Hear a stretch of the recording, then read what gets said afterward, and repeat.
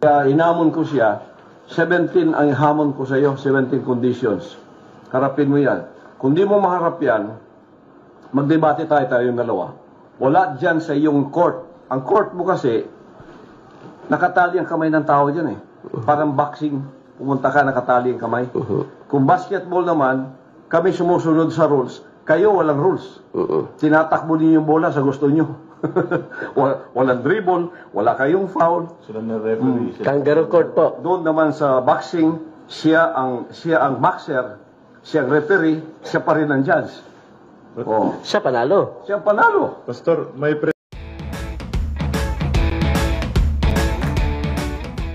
Ernest, naglabas na ng paliwanag si Apollo Quiboloy through his counsel kung bakit hindi siya dapat arestuhin.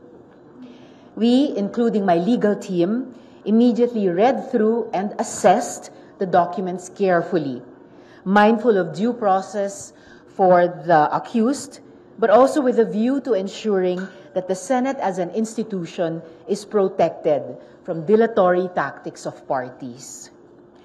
Isa pong naging maliwanag sa aming pag-review.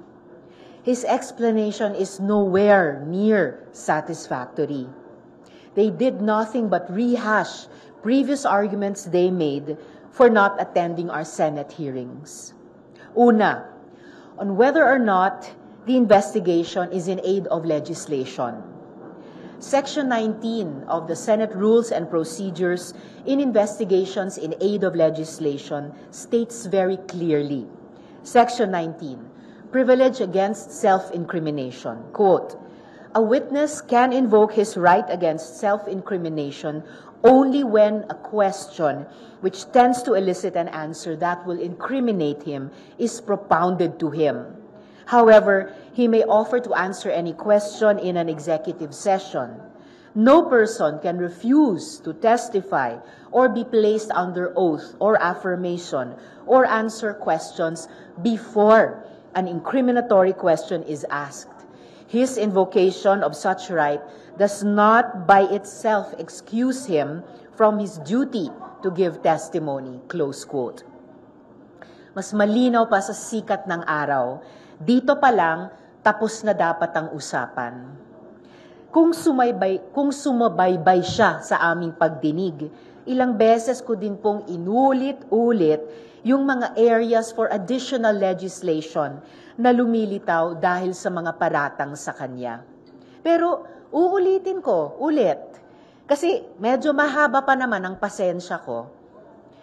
The hearing surfaced potential gaps in legislation, including the question of consent in rape and sexual abuse in the context of secretive religious organizations, secretive charismatic religious organizations, the treatment of religious volunteers in labor and occupational safety laws, and liabilities for human trafficking and other capital crimes when religious freedom is invoked.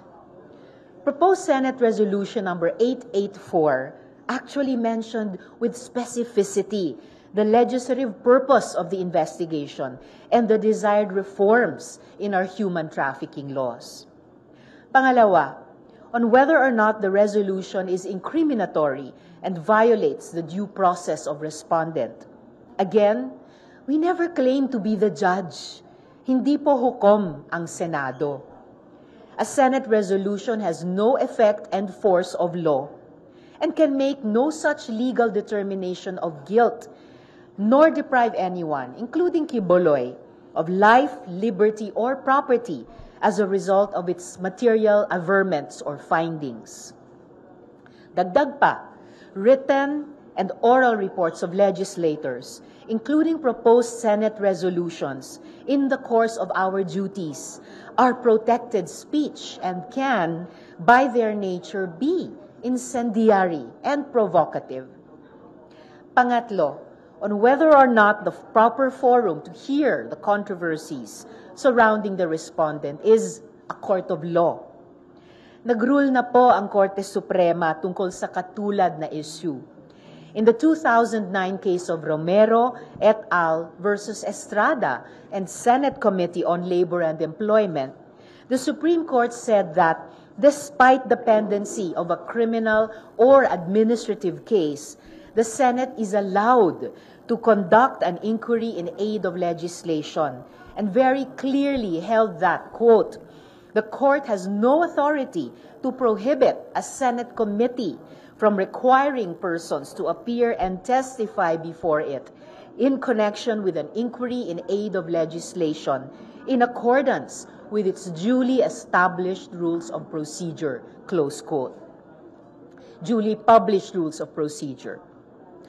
At pang-apat, on the propriety of setting aside the contempt order. Quiboloy is already in contempt. Hindi na po mababago iyan. Nagkaroon ng objection, pinagbigyan alinsunod sa rules.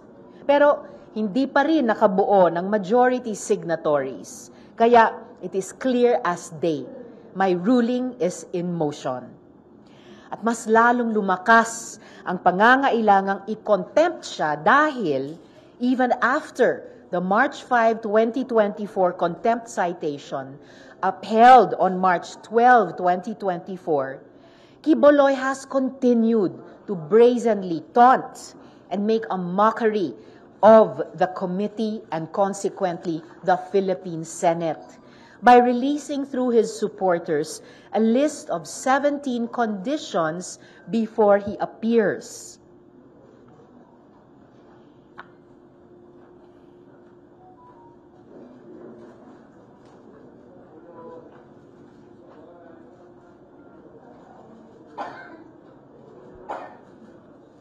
Sinubukan pa tayong linlangin ng abogado niya na si Attorney Topacio at tinawag pa na fake news. Pero si Quiboloy na din umamin.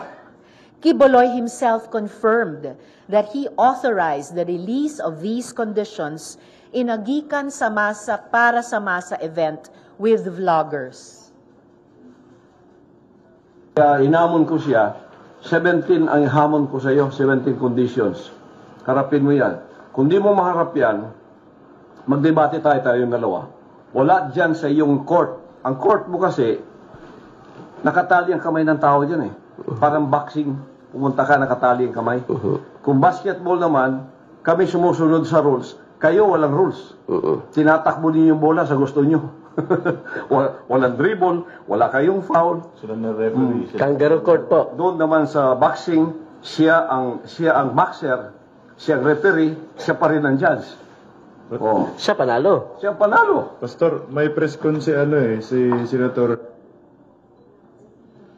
This level of mockery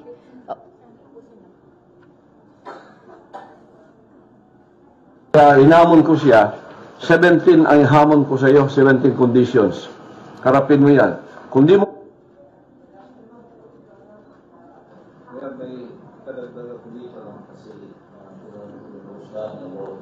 conditions for 17. Kasi parang tinatakot ako ni Montiveros na ayaw, tapos dito sila sa social media na parang nanonood yan mga kung di ka mag-ano, invoke, the contempt and you will be arrested by the kaya napilitan ako na magbigay ng 17 condition. Ang primero pa itong bukas, sinabi ko na sa kanila, those are criminal allegations. They are not supposed to be heard there in the Senate. Diretso ka na doon sa fiscal kasi meron naman kayang mga affidavit yan sinabi mo. Doon na yan, huwag na dito because you are overlapping the judiciary functions and powers of the judiciary. You are not the judge. Number one, ayaw kong makapayot because you are not the judge. It should be in there. Sa pinilit niya, kasi parang matigas na nila siya dito, invoking his power there. So, nabigyan ko ng 17 conditions.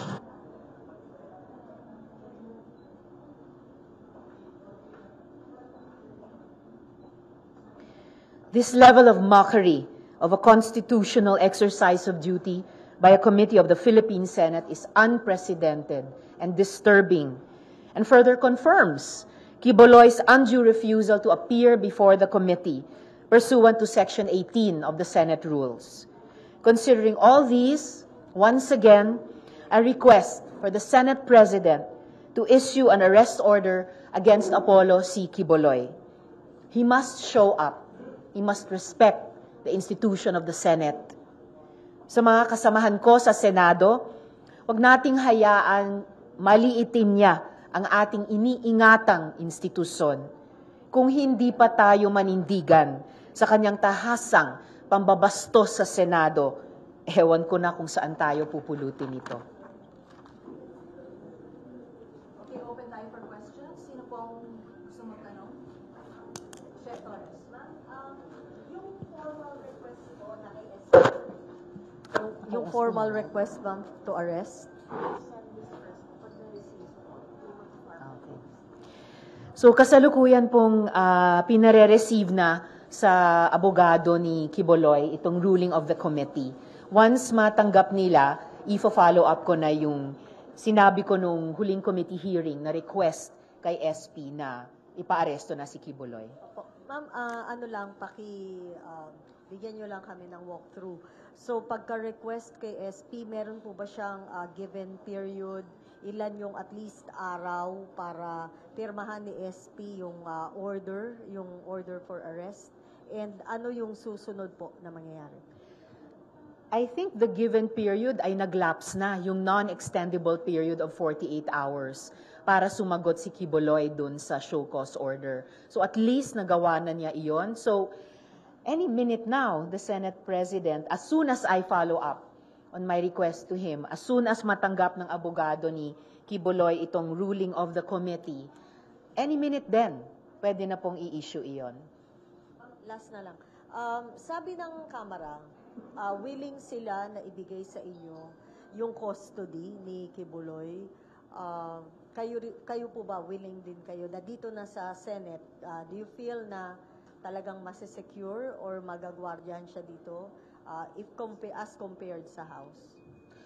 No need for comparisons, pero lagi dati kapag mayroong pina-appear o pina-aresto ang Senado, ay naalagaan silang lahat dito sa Senado. Ngayon ko lang narinig yung sinabing iyon ng House. Kung ganon, ay wini-welcome ko po yun dahil isa na namang halimbawa ng interparliamentary courtesy na ibinibigay traditionally ng dalawang houses sa isa't isa.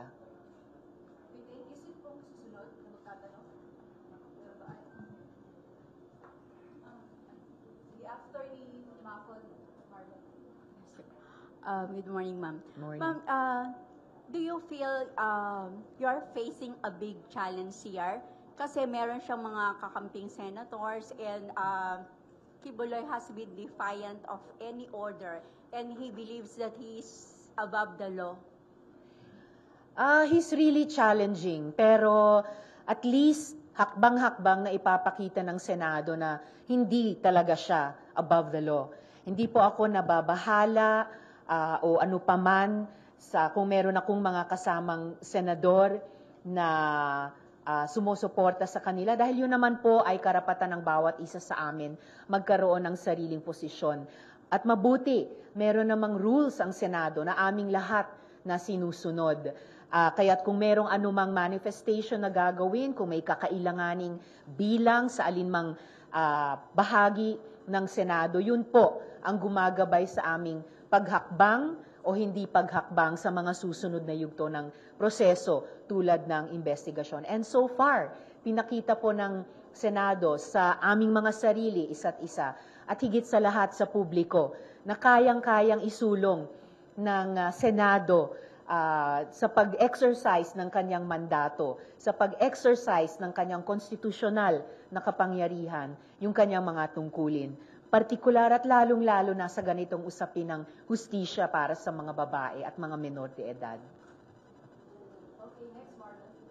Good morning. Ma'am, as previously pointed out, ibang-iba yung naging kaso dito kay Quiboloy doon sa iba pang resource persons. For example, yung kay Senyor Aguila. Ibang-iba din yung pagtrato ng ilan sa inyong mga kasamahan dito sa kaso ni Quiboloy. How will this affect the credibility of the Senate moving forward kung ganito po yung nagiging aksyon ng ilan yung kasamahan? I think it further bolsters the reputation of the Senate na isa sa pinaka-independenteng institusyon sa loob ng ating gobyerno, isa sa mga maya't maya huling linya ng depensa sa ating proseso ng demokratisasyon, lalo na pagkatapos ng 6 na taon ni Duterte na talagang sadyang inatake niya ang iba't ibang mga institusyon ng demokrasya para humina o mawala yung checks and balances sa kanya bilang executive noon. Kahit sa ganitong mahirap na sitwasyon, pilit na ine-exercise ng mga institusyon tulad ng Senado pa rin at ulit ang mga muscles niya na kung ano ang kanyang mandato, kung ano ang kanyang mga kapangyarihan, kung ano ang kanyang tungkulin para ibalik sa dati at higit pa, palakasin palalo ang kakayahan niyang mag-fiscalize, ang kakayahan niyang mag-check and balance kapag mayroong ibang bahagi ng ating gobyerno o di kaya makapangyarihang bahagi ng ating lipunan na lalabag sa batas, lalabag sa karapatan ng kapwa mamamayan, tapos nag-aakala pa na walang maisisingil na accountability sa kanya. Ma'am, have you made the necessary arrangement po kung sakaling maaresto na si Kibuloy dito sa Senate? Yung security niya, kasi yung naalala din ng ibang senador like Senator JV, kaya nila pinupush yung mag-zoom na lang yung pag-testify ni Kibuloy. Well, gaya ng sinabi ko po dati, magpakita muna si Kibuloy ng kahandaan humarap sa komite bago siya humingi ng kung ano-anong leeway tulad ng iba't ibang paraan ng pagharap. At gaya ng nabanggit ko rin dati, may precedent na hindi pagbigyan ang ganyang klaseng hiling dahil precisely din pahihinain yung kakayahan ng Senado magpa-appear kahit minsan sa isang investigasyon ng bawat resource person. Ang suma total ng pag-appear pa ni Kibuloy sa ngayon sa Senado, sa komite, ay 0. No? At sa kahandaan, lagi namang ipinakita sa nakaraan and at any moment, nananalig ako na handa ang buong Senado at anumang bahagi niya alagaan at panghawakan ang seguridad ninumang resource person na aming paarestohin at paaapirin sa isang Senate hearing. Ma'am Cecil, bago yung custody, ma'am, nandun yung hinaharap natin that if ever magkaroon ng warrant, i-arrest siya. What if may resistance? And hingi ba kayo ng tulong sa PNP? Kasi considering yung strength ng OSA, hindi kakayanin if ever. Ano po yung nakikita natin? Although it's an operational thing, you might want to give us some oversight po. Buwang paniniwala ko sa kahandaan at kakayahan ng OSAA bilang frontline ng security ng Senado, gawin muli ang kanilang tungkulin. Tulad ng pag-serve nila ng subpoena kay Kibuloy dun mismo sa address niya sa Davao. Tulad ng isinagot ng DILG sa isang hearing, kung hingin namin sa pamamagitan ng OSAA ang tulong ng PNP, ay pwedeng-pwede po naming hingiin yon. At tulad sa mga raming pagkakataon noon na hiningi, pati ng aming komite, ang tulong ng PNP o ng NBI sa ganitong klaseng mga investigasyon ay naging laan naman po sila na ipagkaloob iyan, kaya umaasa pa rin ako sa dati na nilang pagtulong. Magtatanong po tayo sa DILG or sa PNP kung possibly merong physical resistance pagka i-arrest doon. Kasi di ba natatandaan mo yung kay Cleo po? Di ba parang isang batalyon yung nawala kasi aaresto siya. Ito religious leader din po. So ano po yung anticipation natin? Thank you. Well, hopefully walang mamumuong physical resistance dahil if ever isa na namang negatibong development yan dito sa investigasyong ito na kung hindi lang nagdrama ng napakatagal ni Kibuloy, kung sana humarap na lang siya sa unang hearing, hindi kailangang umabot sa ganito. Pero sa anumang scenario na mag-materialize, for one, ang PNP ang may kakayahan ng institusyon sa loob ng ating gobyerno. Siguruhin ang kaligtasan ng publiko at siguruhin ang pagtupad sa ating mga batas, pati ang pagtaguyod sa mga normal na proseso ng iba't ibang bahagi ng ating gobyerno, pati na namin dito sa Senado. Hopefully, huwag namang maging bloody kasi considering may mga armed bodyguards po si Kibuloy. Of course, higit sa lahat, hopefully hindi maging madugo ang anuman at gaya ng nabanggit ko kanina, kung anuman ay tiwala ako, handang-handa ang PNP panatilihing maayos at mapayapa yung mga proseso ng Senado at siguruhin na madala dito o so kung alingmang institusyon ang magkukustodiya sa kanila kay Kibuloy para sa wakas sumagot na sa mga tanong tungkol sa mga marami at seryosong akusasyon sa kanya. Okay, next po. Ma'am, ako lang ako ng tanong. Yung, ma'am, related dun sa tanong ni Marlon kanina, kayo ba, ano yung nakikita nyo? Saan kumukuha ng lakas ng loob, ng tapang si Kibuloy? Bakit grabe yung resistance po? Posibleng matagal na kasi niyang ginagawa itong mga akusasyon sa kanya. And so far, nakatakas siya, scot-free.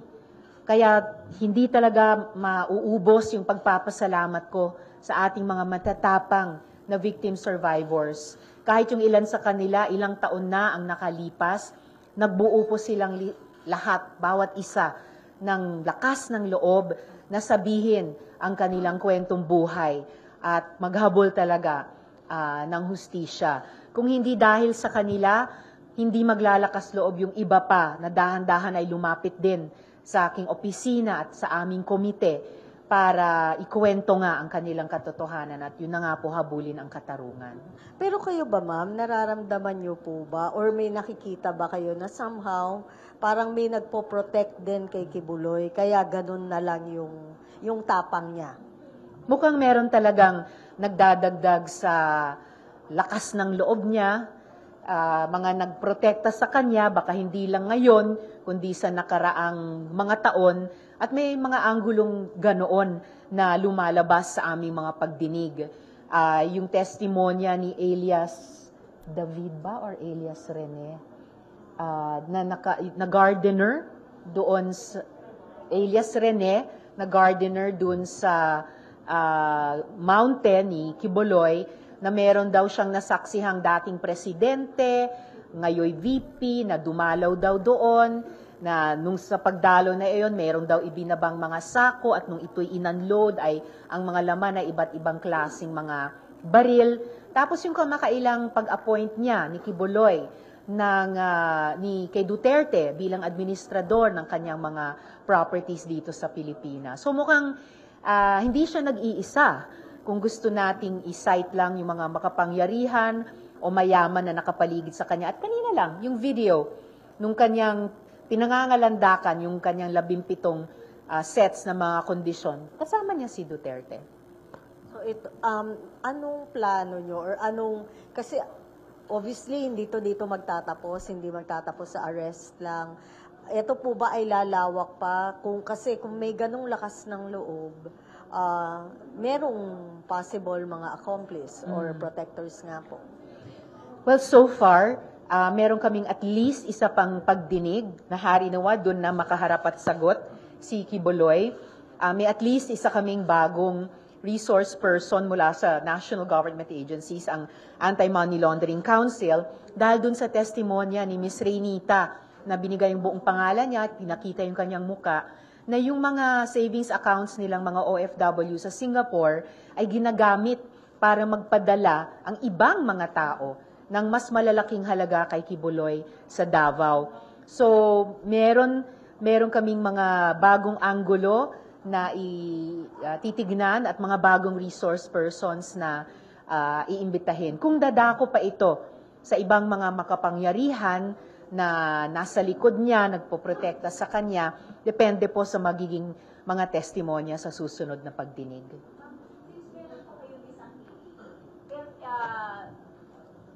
If the camp of Kibuloy insists on testifying online, virtual, to allow? Kung naaresto na siya, ay paapiri na po siya dito, physically. Yeah, what if hindi pa siya arrested? Well, kung hindi pa siya arrested at kung hihiling pa siya, na paapiri na lang siya virtually, as I mentioned earlier, may precedent na hindi pagbigyan yan. At saka, higit sa lahat, sabihin muna niya na dadalo siya, no? Bago siya humingi ng anumang concession or hiling sa komite. At kung yung magiging hiling na iyon ay mag-testify virtually, yun na nga po, may precedent na hindi mabuting pagbigyan yon dahil hindi mabuti para sa kapangyarihan ng Senado.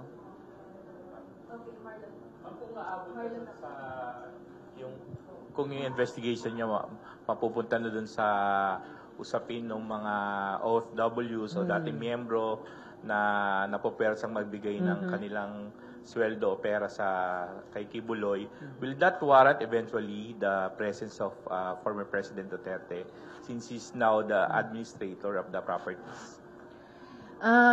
Baka wala pang direct link sa ngayon unless lumabas sa testimonya pa ni Ms. Reynita o ng Anti-Money Laundering Council na dumaan yung perang iyon na galing sa paggamit ng savings accounts ng mga OFW at natanggap sa mga properties na ina-administer ngayon ni Duterte. Posible, di ko pa sigurado. Depende sa kung ano yung maging testimonya sa susunod na pagdinig. Morning. Good morning, ma'am. Hypothetically, nagmatigas po si Kibuloy. Patuloy na nagmatigas na hindi po dumalo sa hearing. Makaka-apekto po ba to sa kapangyarihan ng Senado na if ever ibang resource person na sabihin na sa tinigo sa investigasyon na ikinakasa ng Senate, bakit ako dadalo sa Senate? Yung ibang resource person. Kaya ayaw ko at ayaw ng komite pagbigyan yung mga bastos at contemptuous na mga actuations niya precisely dahil ang Senado ay nagsasabi at ang Korte Suprema na rin ay nagsabi na well within its rights ang Senado magkondukta ng walang hadlang ng investigasyon ayon sa sarili naming rules. Sa ngayon, at mananatiling ganito, consistent ang Senado na pinaninindigan namin itong mga usapin na ito. Kung magkamali kaming pagbigyan si Kibuloy sa ganyang klasing pambabastos niya, yun yung magiging simula ng pag-degrade ng kapangyarihan ng Senado. Kaya hindi po namin papayagan yan.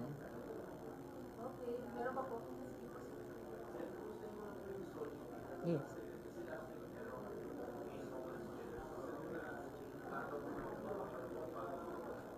Yeah. Yung SOGI Equality Bill dito ay pending pa rin hanggang sa ngayon. Pero batid po namin at lalong batid ng community yung kasong iyon. Ang balita ko po ay aalamin, di umano balita ko lamang po sa pamamagitan nyo sa media, aalamin pong yung kasong iyon ng Manila City Government dahil meron po silang local ordinance. Sigurado, nangunguna ang community and then kasunod kaming mga allies na susubaybay din doon. Oo. At pwede rin po kaming mag-file ng resolusyon para tignan yung kasong iyon sa IRIS. Alinsunod din sa pending na SOGI-esque Equality Bill namin.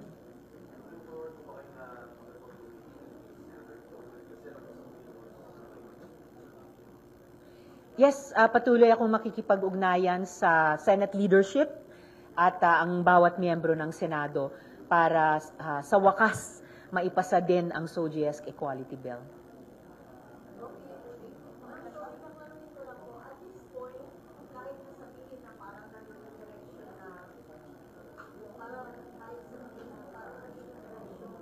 Si former President Duterte probably isa doon sa parang protector ni Kibuloy. Nandun na ba tayo sa direction din na papatawag sila?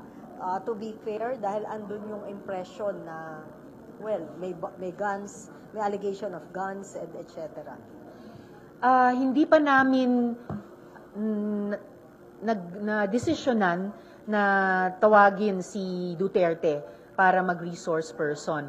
Kahit pagkatapos ng testimonya ni Elias Rene tungkol dun sa mga sako ng iba't ibang klaseng baril, nung siya at si VP ngayon ay dumalaw dun sa mountain ni Kibuloy. Inuna muna namin dinigin lahat ng mga victim survivors bilang front and center, heart and soul nitong investigasyon. Kung may lumabas pa na testimonya, halimbawa nga dun sa usapin ng money matters, business matters ni Kibuloy, nakakailanganing imbitahin din siya para mag-testimonya, then gagawin po namin iyon. Maraming salamat.